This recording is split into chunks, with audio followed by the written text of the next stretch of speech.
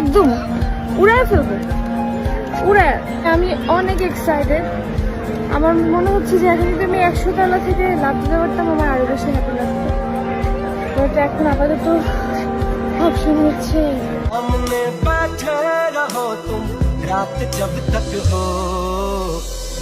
ছোট পর্দার জনপ্রিয় অভিনেতা জাহের আলভির স্ত্রী ইফরা ইবনাত ইকরা আত্মহত্যা করেছেন।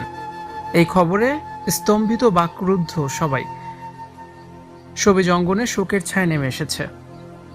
ভিউয়ার্স, পুরো ভিডিওটি শুরু থেকে শেষ পর্যন্ত দেখে অবশ্যই আপনার মূল্যবান মতামতটি জানিয়ে দিন। মিরপুর ডিওএইচএস নিজ বাসায় আত্মহত্যা করেছেন ছোট পর্দার জনপ্রিয় অভিনেতা জাহের আলভির স্ত্রী। আলভির শ্বশুর বাড়ির পক্ষ থেকে আত্মহত্যার খবরটি নিশ্চিত করা হয়েছে। জানানো হয়, দুপুর 1:30টার দিকে নিজ বাসায় আত্মহত্যা করেছেন আলভির স্ত্রী ইকরা। এরপর হাসপাতালে নিলে তাকে মৃত ঘোষণা করা হয়। এখন আইনি প্রক্রিয়া চলমান রয়েছে।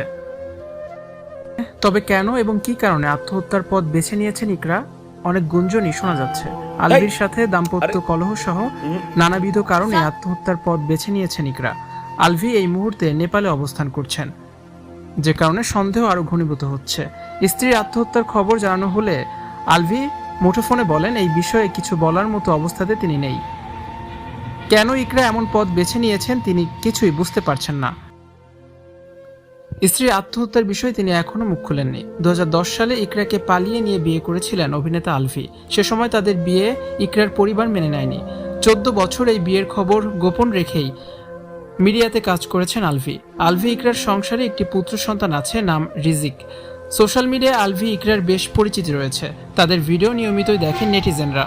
তবে ভিডিওতে দুজনের খুনসুটি ভালোবাসা দেখা যেত। তাই হঠাৎ করে ইকরার মৃত্যুর খবর শুনে বাকরুদ্ধ স্তম্ভিত নেটিজেনরা।